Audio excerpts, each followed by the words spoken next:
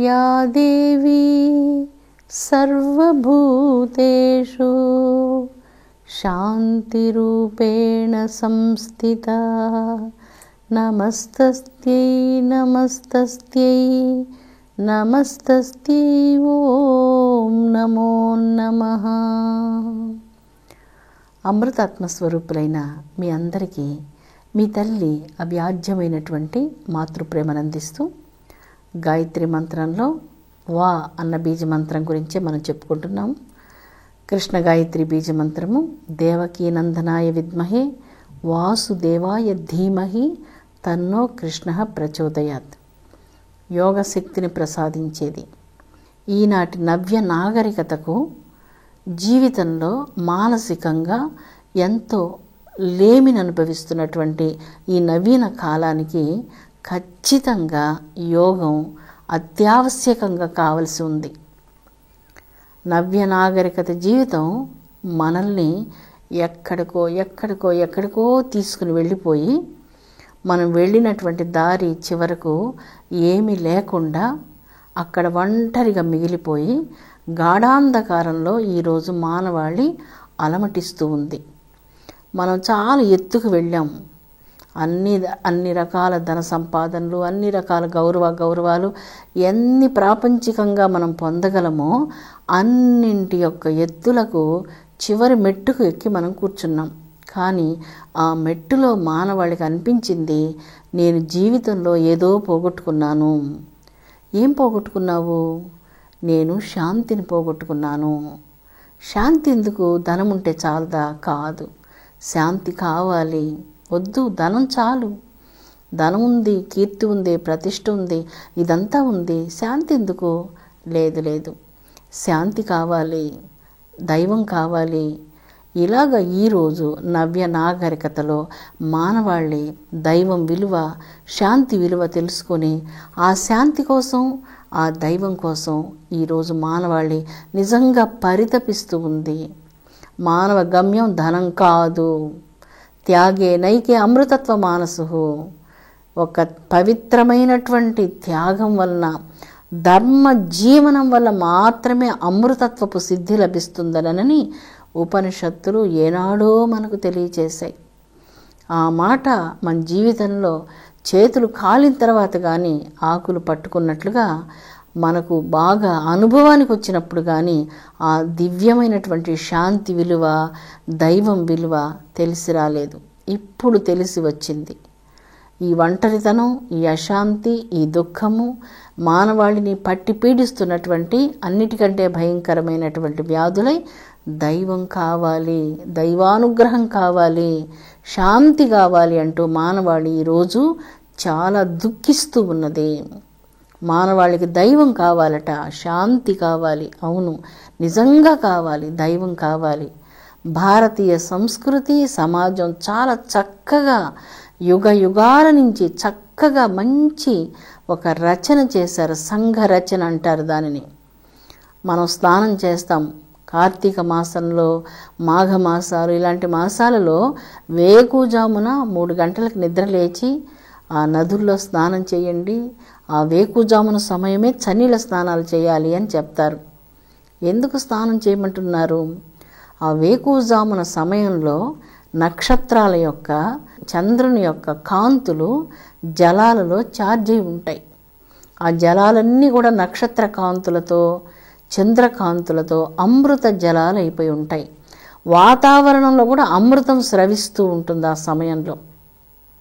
అందువలన ఏ విధమైనటువంటి వ్యాధులు రాకుండా ఉండడానికి, మన శరీరంలో అనారోగ్యాలు పారద్రోలడానికి, మనో నిగ్రహాన్ని సంపాదించేందుకు ఈ వేకుజామున స్నానాలు చేయమని మనకు చెప్పారు. అంటే స్నానం ఒక దైవం కోసం మనం స్నానం చేస్తున్నాం. ఈ దినాల్లో ఉపవాసాలు కూడా మనకు పెడుతూ ఉంటారు. ఉపవాసం ఎందుకు ఉపవాసం ఉండాలి? ఏదైనా ఒక ఆహారం మనం తీసుకున్నప్పుడు ఆహారం జీర్ణమయ్యేందుకు చాలా గంటల సేపు పడుతుంది. మరి నిరంతరం జీర్ణకోశ వ్యవస్థ పనిచేస్తూనే ఉంటుంది, దానికి విశ్రాంతి ఉండదు కదా. అలాంటి విశ్రాంతి వలన దీర్ఘజీవనం పొందేందుకోసంగా ఈ ఉపవాసము ఆరోగ్యాన్ని ఇస్తుంది. అంతేకాదు అంతర్మౌనాన్ని కూడా ఉపవాసం ఇస్తుంది, మనో నిగ్రహాన్ని ఇస్తుంది, సంపూర్ణంగా మనస్సు మీద జయాన్ని ప్రసాదించేది ఉపవాసం. దృఢ దీక్షను పట్టుదలను కలిగిస్తుంది. ఎవరైతే వేకువజామున చన్నీళ్ళలో స్నానం చేసి వాళ్ళు దృఢంగా ఆరోగ్యంగా ఉండగలరో, ఏ ఊరికి వెళ్ళినా, ఏ ప్రదేశానికి వెళ్ళినా, ఏ దేశాలకు వెళ్ళినా, ఎటువంటి పరిస్థితుల్లోనైనా వారి ఆరోగ్యం ఎక్కడ చెక్కు చెదరదు. ఎంత దూరం ప్రయాణాలు చేసినా ఒక్కరోజు కూడా వాళ్ళకు జలుబు రాదు, జ్వరం రాదు, దగ్గు రాదు, ఏమీ రాదు, ఆరోగ్యంగా ఉంటారు. ఎందుకంటే దైవం మీద ఉన్నటువంటి దృఢ విశ్వాసంతో ధ్యానం చేస్తూ, ప్రాణాయామం చేస్తూ, యోగాసనాలు చేస్తూ, ఇవన్నీ చేస్తూ, ఉపవాసం చేస్తూ దృఢమైనటువంటి పట్టుదలతో ఉంటారు. కాబట్టి తన శరీరం మీద తనకు పూర్తిగా అదుపు తెచ్చుకున్నారు. తన శరీరం మీద ఎవరికైతే అదుపు ఉంటుందో వారికి తమ మనస్సు మీద కూడా అదుపు ఉంటుంది. తన మీద తనకు నమ్మకం కలుగుతుంది. నమ్మకం, తన మీద తనకు నమ్మకం అంటే దీన్ని ఆత్మవిశ్వాసము, దృఢ విశ్వాసము అంటాం. దైవం కోసమే భరత సంస్కృతిలో స్నానం చేస్తున్నారు. దైవం కోసమే భరత సంస్కృతిలో ఉపవాసం ఉంటున్నాం. దైవం కోసమే ధర్మ జీవితాన్ని మనం గడుపుతున్నాం.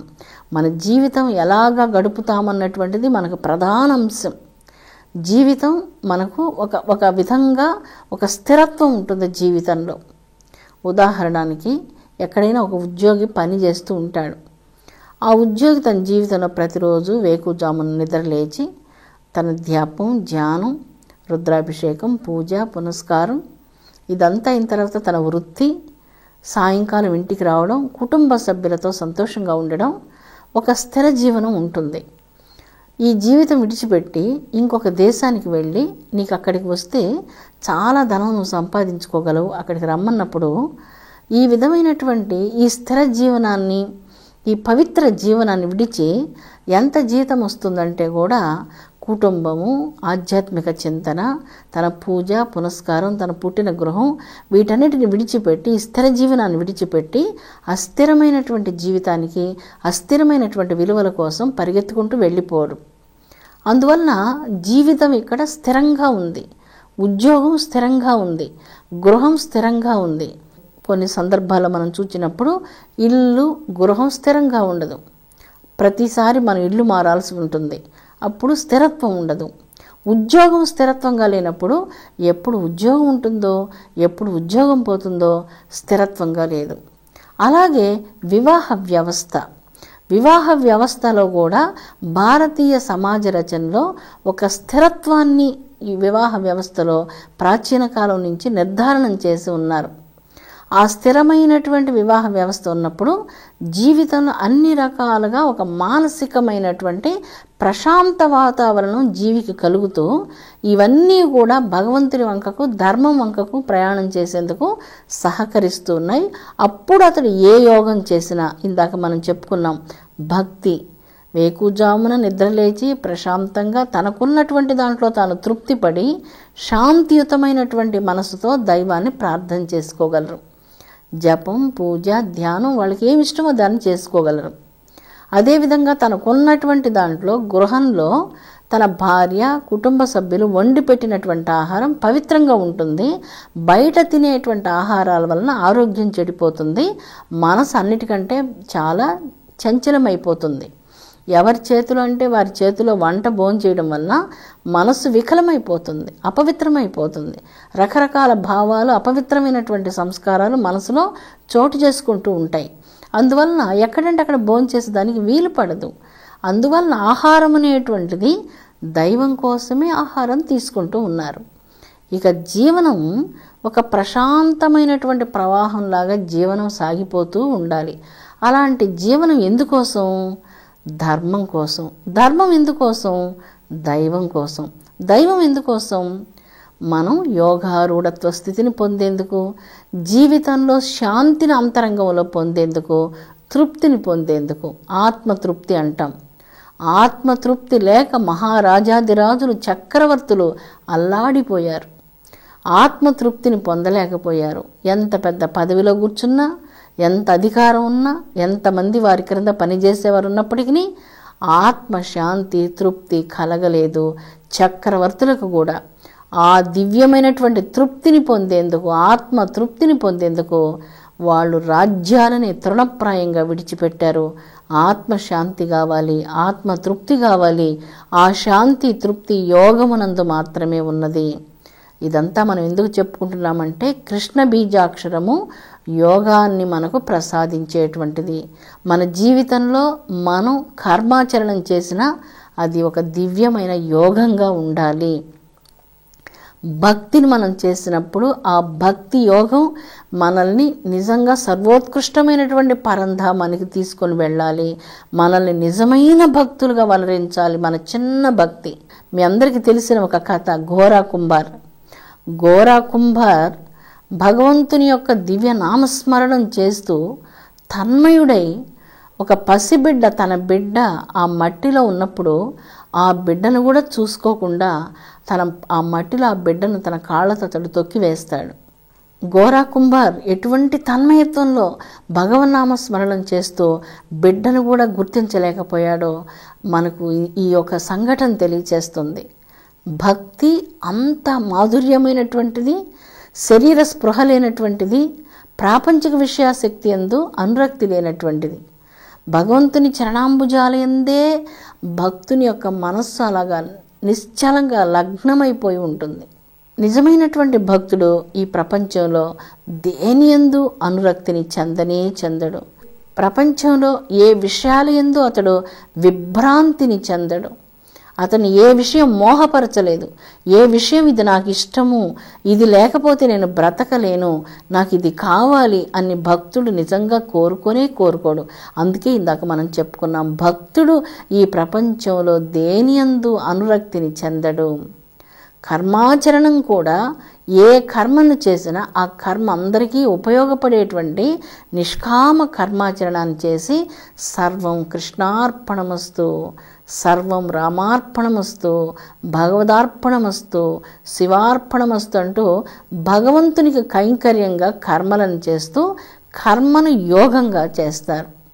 అదేవిధంగా భక్తిని కూడా భగవదర్పితమైనటువంటి అంతరంగంతో భక్తి యోగమునందు యోగారూఢ స్థితిని పొందగలడు. అదేవిధంగా ధ్యాన యోగము, ఆత్మ జ్ఞాన యోగము, ఈ అన్ని యోగాలు భక్తుని జీవితంలో మిళితమై ఉంటాయి. అన్ని యోగాలు కలిగి ఉంటాడు. ఏ పని చేసినా ధ్యానంగానే చేస్తారు. ఏ పని చేసినా జ్ఞానంతో చేస్తుంటారు. ఏ పని చేసినా నిష్కామంగా చేస్తుంటారు. ఏ చిన్న పని చేసినా పరమ భక్తితో చేస్తూ ఉంటారు. అంటే ఇక్కడ భక్తి యోగం, కర్మయోగం, జ్ఞానయోగం, ధ్యాన యోగం, ఈ 4 యోగాల యొక్క సమ్మేళనం భక్తుని జీవితంలో మనకు గోచరిస్తుంది. అందుకే భక్తుడు ప్రాపంచిక విషయాల యందు విభ్రాంతిని చెందడు. ఏ విధంగా ఈ ప్రపంచంలో ఏ విషయం మీద కూడా ఆ పవిత్రమైనటువంటి భక్తుని మనస్సు అనురక్తిని చెందదు. ఈగ అయితే మురికి పదార్థాల మీద వ్రాలుతుంది, ఇతడు భక్తుడు తేనెటీగ లాంటి వాడు. ఏ తేనెటీగ కమల పుష్పంలో ఉన్నటువంటి మకరందాన్ని గ్రోలుతుంది తప్ప ప్రాపంచిక విషయాశక్తి యందు భ్రాంతిని పొందదు. అటువంటి యోగాలను గురించి చెప్పినటువంటి వాడు భగవానుడు కృష్ణుడు. కృష్ణ భగవానుడు భగవద్గీతలో ఈ యోగాలన్నింటి యొక్క సారమే ఉపనిషత్తుల సారం. ఈ ఉపనిషత్తులన్నీ కూడా వేదకాలంలో అరణ్యాలలో చర్చించుకున్నటువంటివి. అరణ్యాలలో కూర్చొని వేద ఋషులు అపురూపమైనటువంటి ఉపనిషత్తుల జ్ఞానాన్ని గురించి మాట్లాడుకున్నారు. ఆ సకల ఉపనిషత్తులన్నింటి యొక్క సారంగా భగవద్గీత అపూర్వమైనటువంటి వరంగా మానవాళికి లభించింది. గాయత్రి మంత్రంలోని వకారము కృష్ణ గాయత్రి బీజమంత్రము. ఈ బీజమంత్రాన్ని గాయత్రి మంత్రంలో జపించడం చేత కృష్ణుని యొక్క మహానుగ్రహ ప్రాప్తి లభిస్తుంది. యోగశక్తిని భగవాన్ కృష్ణుడు తన భక్తులకు ప్రసాదిస్తారు. సంసారాలలో ఉన్నప్పటికీ ఆ సంసార విషయాల యందు భ్రాంతిని కలగనివ్వకుండా వారి మనసులను పవిత్రంగా ఉంచి వారిని మహాయోగులుగా దీవిస్తాడు కృష్ణుడు. మహాయోగులుగా మీరందరూ ఉండాలని నేను కోరుకుంటూ ఉన్నాను. మీరు సంసారంలో ఉన్నప్పటికీ, మీ చుట్టూ అనేక రకాలైన బంధనాలు ఉన్నప్పటికీ, మీ అంతరంగాన్ని భగవత్పాదార విందాలకు భక్తితో మీరు సమర్పించండి. పరిపూర్ణ శరణాగతుడు ఏది నోరు తెరిచి భగవంతుని ఇది నాకు కావాలి అని అడగనే అడగడు. భగవంతుని దగ్గర ఎప్పుడు అసంతృప్తిని దేనిని ప్రకటించడు. భగవంతుడు సర్వజ్ఞుడు, సర్వశక్తి సమన్వితమైనటువంటిది దైవశక్తి. స్థావర జంగమాత్మక సృష్టి సర్వంలో ఈ అనంతమైనటువంటి ఆకాశం భగవంతుడు సృష్టించినటువంటిది.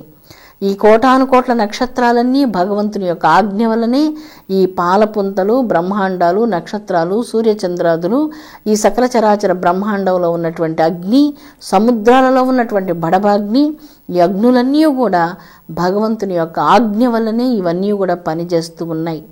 భగవదర్పితమైనటువంటి అంతరంగంతో ఉన్నటువంటి వారి హృదయంలో నుంచి సమస్త ఆశాపాశాలన్నిటినీ తుంచివేసి బంధరహితులుగా చేసి వారిని మహాయోగులుగా వనర్చే శక్తి గాయత్రి మంత్రరాజానికి ఉన్నది.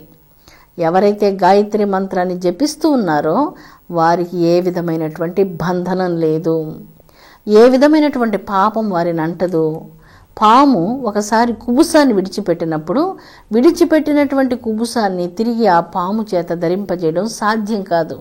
అదేవిధంగా ఒక్కసారి పాపాలు అన్నటువంటి కుబుసాన్ని ఏ భక్తుడైతే దైవ ధ్యానం చేత విడిచిపెడుతున్నాడో అతడికి తిరిగి ఈ యొక్క తాత్కాలికమైనటువంటి దుఃఖభూయిష్టము అశాశ్వతమైనటువంటి ప్రపంచంలో నాది నేను అంటూ ప్రేమించదగినటువంటిది ఏముంటుంది? ఆ జ్ఞానాన్ని తల్లి ప్రసాదిస్తుంది. అమ్మ ఇటువంటి జ్ఞానాన్ని మనకు ప్రసాదించింది అంటే అమ్మ యొక్క దయ మన మీద ఉన్నది అని అర్థం. అమ్మ దయ ఉంటే అన్నీ ఉన్నట్లే. అమ్మ దయ లేనప్పుడు మనకు ఏమి ఉన్నా ఏమీ లేనట్లు అవుతుంది. అమృతాత్మ స్వరూపులారా, పరమపావనమైనటువంటిది గాయత్రి మంత్రము. యోగాలను గురించి కృష్ణ గాయత్రి మంత్రం మాట్లాడుతూ ఉన్నది. యోగమునందు సిద్ధిని ప్రసాదించువాడు భగవాన్ కృష్ణుడు. కృష్ణ జీవితం చాలా అద్భుతమైనటువంటిది, సందేశాత్మకమైనటువంటిది. సమస్త ప్రాణులందరూ దైవాన్ని ఆశ్రయించి ఉంటారు. జీవులు జన్మమరణ సంసార చక్రంలో ఆశాపాశాల చేత బంధితులైనటువంటి వారు ఏదో ఒక జన్మయందు జ్ఞానోదయం కలిగినప్పుడు వారు దైవాన్ని ధ్యానించగానే వారి యొక్క కర్మబంధనాలను తెంచివేసి వారిని నిజమైనటువంటి ఆత్మజ్ఞానవంతులుగా, యోగులుగా తీర్చిదిద్దేది కృష్ణ గాయత్రి బీజమంత్రం. పవిత్రమైనటువంటి ఉపనిషత్తుల సారం భగవద్గీత కృష్ణ జీవితంలో భగవాన్ శ్రీకృష్ణుడు మనకు ప్రసాదించినటువంటిది అమూల్యమైనటువంటి వరము. సకల ఉపనిషత్తుల సారమైనటువంటి భగవద్గీత. భగవద్గీతను ప్రతిరోజు కొన్ని అధ్యాయాలను చదవండి. ఒకవేళ అదంతా చదవడానికి మీకు కష్టంగా ఉంటే ఒక్క శ్లోకమైనా మీరు చదువుకోండి. మీ మనస్సు చాలా ఉన్నత భూమికలను అధిరోహిస్తుంది. మీ మనస్సు మౌనాన్ని పొందుతుంది. అంతర్ముఖమైన మౌనం వస్తుంది. ఎవరితో అనవసరంగా మాట్లాడాలనిపించదు. ఎప్పుడు మీకు సమయం దొరికినా దైవ ధ్యానం చేసుకోవాలనిపిస్తుంటుంది. ఎప్పుడూ మీరు ఒక చిన్న భగవద్గీతను మీ వెంట ఉంచుకోండి. దానివల్ల మీ మనసు క్లేశం పొందినప్పుడు, అశాంతిగా ఉన్నప్పుడు ఒక్కసారి మీరు దాంట్లో ఏదైనా ఒక చిన్న శ్లోకం చదువుకుంటే కూడా మీ మనసుకు చాలా దృఢత్వం కలుగుతుంది. భగవద్గీత ఉపనిషత్తులు కాబట్టి ఉపనిషత్తుల వాక్యాలు చాలా దృఢంగా ఉంటాయి. స్థిరమైనటువంటి భావాలు, చెక్కు చెదరనటువంటి భావాలు, లౌకికమైనటువంటి భావాలకు అక్కడ స్థానం లేదు. ఇవి అరణ్యాలలో వేద ఋషులు చర్చించుకున్నటువంటి మహోత్కృష్టమైనటువంటి జ్ఞాన సంపద, అక్షయ సంపద. ఆకాశం కంటే అనంతమైనటువంటిది ఈ జ్ఞాన సంపద. సముద్రాలు దాని ముందర చాలా చిన్న లోతును కలిగి ఉంటాయి. జ్ఞానం లోతు ఇంతది అని వర్ణించడానికి తరం కానటువంటిది. మీరు ఎంతెంతగా ఈ యొక్క దివ్యమైనటువంటి జ్ఞాన సముద్రం లోపలికి ప్రవేశిస్తూ ఉంటారో అపూర్వమైనటువంటి ఆ జ్ఞానానందపు లహరులలో మీరెక్కడో తేలిపోతూ ఉంటారు. భక్తిలో, భగవద్ధ్యానంతో మీరు పారవస్యం చెందుతున్నప్పుడు మీ శరీరంలో ప్రతి కణకణము పులకరించిపోతూ ఉంటుంది. నిజంగా మీరు సంసారంలో ఉంటే కూడా ఒక యోగిగా, ఒక పరమాద్భుతమైనటువంటి జ్ఞానిగా, సంసార పంకాన్ని అంటకుండా ఉండేటువంటి తామర పువ్వు ఏ విధంగా బురదలో పూసినప్పటికీ ఆ పుష్పం సుగంధం వెదజల్లుతూ ఒక విలక్షణంగా ఏ విధమైనటువంటి దుర్గంధాన్ని సోకకుండా లవలేశం కూడా తామర పువ్వు బురద మధ్యలో నుంచే లేచి వస్తుంది. ఆ బురద మధ్యలోంచి లేచి వచ్చినటువంటి ఆ తామర పువ్వు ఆ పరిసరాలంతటినీ తన దివ్య సుగంధంతో నింపివేస్తుంది తప్ప ఆ బురద వాసన తామర పువ్వుకి ఏమాత్రం అంటదు. అదేవిధంగా మీరు సంసారంలో భగవంతుని నిశ్చలమైనటువంటి అనన్య భక్తితో మనసారా వేకుజామున నిద్రలేచి ధ్యానించేటప్పుడు మీ అంతరంగాలు అంత పవిత్రమవుతాయి. మీ కోపాలు ఇవన్నీ తగ్గిపోతాయి. ఇప్పుడు మీ వయసు 40 సంవత్సరాల 40 సంవత్సరాలు అయినప్పుడు మీరు చాలా జెంటిల్గా నోబుల్గా ఉండాలి. ఇక నుంచి ఆ కోపతాపాలంతా బాగా తగ్గించుకోవాలి. ఇక 40, 50, 60 ఈ 20 సంవత్సరాల వయసుల్లో అంటే 40 నుంచి 60 సంవత్సరాల వయసు వరకు చాలా శాంతమూర్తులుగా ఉండాలి. రాగద్వేషాదులను పూర్తిగా మనం ప్రక్కన పెట్టాలి. ఒకవేళ వాటిని ఉంటే కూడా వాటిని పూర్తిగా మనం ప్రక్కన పెట్టాలి. చిన్నపిల్లలు వాళ్ళ అభిప్రాయాలని వాళ్ళ ఇష్టాలని మీరు గౌరవించండి. బాధ్యతలని వాళ్ళకి అప్పగించండి. ఇప్పుడు మీరు స్థిరమైనటువంటి మనసుతో మీ కర్తవ్యాలను కర్తవ్య పాలన చేస్తూ ఉండండి. మీరు చేయవలసినటువంటి కర్తవ్యాలన్నీ మీరు చేసి తీరాలి. కానీ అంతరంగంలో తామర పువ్వు బురదలో నుంచి ఎలాగ వచ్చి అన్ని రెక్కలతో వికసించి ఎలాగ ఉంటుందో అలాగా మీరు ఉండాలి. సుగంధం వెదజల్లుతూ ఉండాలి. మీ యొక్క ఉనికి అందరికీ శాంతినివ్వాలి. మీ యొక్క ఉనికి అందరూ పదే పదే కోరుకోవాలి. మీరందరికీ కావాలని కోరుకోవాలి. అటువంటి ప్రేమను మీరు పంచండి. దైవధ్యానం మీరు చెయ్యండి. అన్ని గుణాలు మనలో నుంచి రాలిపోతాయి. మనకు చాలా పవిత్రత లభిస్తుంది, చాలా శాంతి లభిస్తుంది. ఇలాగా నేను మీ తల్లిగా చెప్పాను, అన్యథా భావించకండి. మనందరం కలుసుకొని ఒక శాంతియుతమైనటువంటి దివ్య సమాజంగా మానవాళి వర్ధిల్లాలని ఎప్పుడు నేను మనఃపూర్వకంగా కోరుకుంటూ ఉంటాను. విశ్వశాంతి వర్ధిల్లునుగాక. ఓం శాంతి శాంతి శాంతి.